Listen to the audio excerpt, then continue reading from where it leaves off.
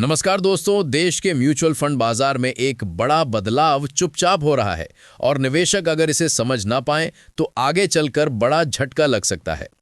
Small cap funds जो अब तक स्मॉल कैप शेयरों के सबसे बड़े खरीदार रहे हैं, अब धीरे धीरे अपनी रणनीति बदल रहे हैं। आखिर क्यों स्मॉल कैप फंड्स अपना पैसा स्मॉल कैप से हटाकर मिड कैप और लार्ज कैप की तरफ बढ़ा रहे हैं, आज की इस रिपोर्ट में आपको पूरा सच बताएंगे। चलिए शुरू करते हैं। स्मॉल कैप शेयरों का वैल्यूएशन पिछले एक साल से ऊंचाई पर बना हुआ है और यही वजह है कि स्मॉल कैप फंड्स का झुकाव इन शेयरों से धीरे धीरे कम होता जा रहा है।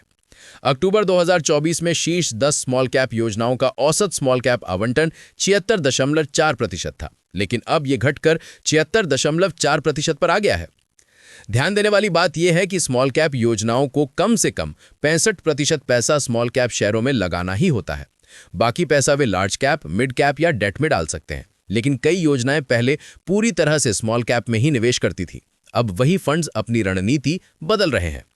विशेषज्ञों का कहना है कि अलग अलग मार्केट कैटेगरी में आवंटन इस बात पर निर्भर करता है कि कौन सी कैटेगरी बाकियों के मुकाबले ज्यादा आकर्षक दिख रही है और अभी स्मॉल कैप के दाम ऊंचे हैं। निफ्टी स्मॉल कैप 250 का पीई अनुपात 31 अक्टूबर 2025 को 32.2 रहा, जबकि पिछले साल यही अनुपात 30.2 था। यानी कीमतें बढ़ गई हैं और यह तब है जब सूचकांक एक साल में 2.5% गिर चुका है।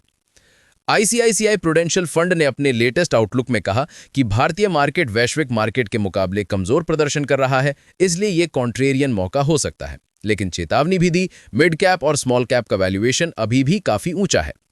सितंबर 2024 के बाद कुछ सेक्टर्स में करेक्शन जरूर आया है, लेकिन विशेषज्ञों के मुताबिक वैल्यूएशन अभी भी नॉर्मल लेवल पर नहीं पहुंचे हैं। पीजीआईएम इंडिया म्यूचुअल फंड के इक्विटी फंड मैनेजर उत्सव मेहता ने बताया कि आवंटन में बदलाव सिर्फ मार्केट वैल्यूएशन की वजह से नहीं हुआ, बल्कि एमफी की नई मार्केट कैप रिक्लासिफिकेशन भी एक बड़ी वजह है। एमफी की नई लिस्ट में कई कंपनियों को स्मॉल कैप से मिड कैप में अपग्रेड किया गया है और क्योंकि इन फंड्स के पास पहले से ही ये कंपनियां थीं, इस रिक्लासिफिकेशन के कारण स्मॉल कैप आवंटन अपने आप कम हो गया, बिना इसके कि फंड ने होल्डिंग्स में कोई बदलाव किया हो।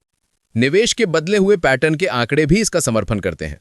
अक्टूबर 2025 में स्मॉल कैप फंड्स का औसत लार्ज कैप आवंटन बढ़कर 5.6% हो गया है, जो पिछले साल 4.6% था। मिड कैप आवंटन 12.3% से बढ़कर 14.9% पर पहुंच गया है।